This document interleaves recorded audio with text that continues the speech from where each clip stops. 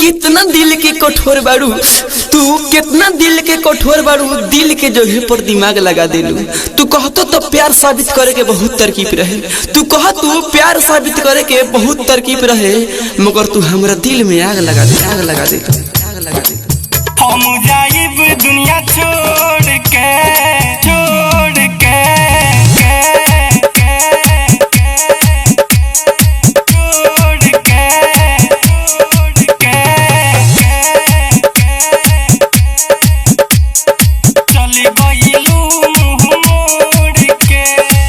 पत्थर दिल के बार करे जा, चल गइलू मुँह मोड़ के। पत्थर दिल के बार करे जा, चल गइलू मुँह मोड़ के।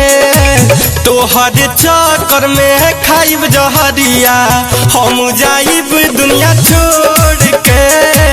तोहर चक्कर में खाइब जहरिया, हम जाइब दुनिया छोड़ के।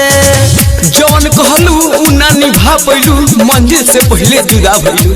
जौन कहलू उ ना निभा पैलू, मंजिल से पहले जुदा भइलू। पता न खाता कौन कसूर हो गइल हमरा से कि तू इतना बेवफा भइलू। जब चल जाइब दुनिया से कब्र पर मोर आइहा,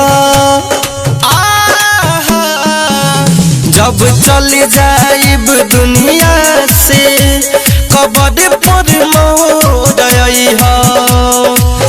अइहा एगो एहसान कके जइहा, लोरवा ना बहइहा।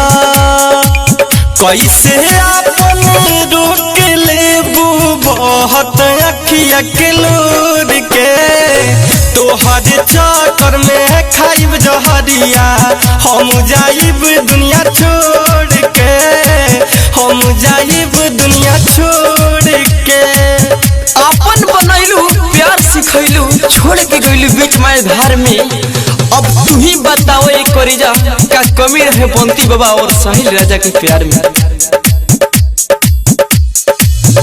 तोहर रोवे साहिल राजा, ऐसन देख के गइलू सजा।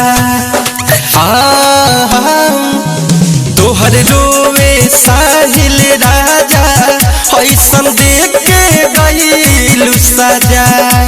बंटी बाबा कुंदन राज में कहलू अब काबा।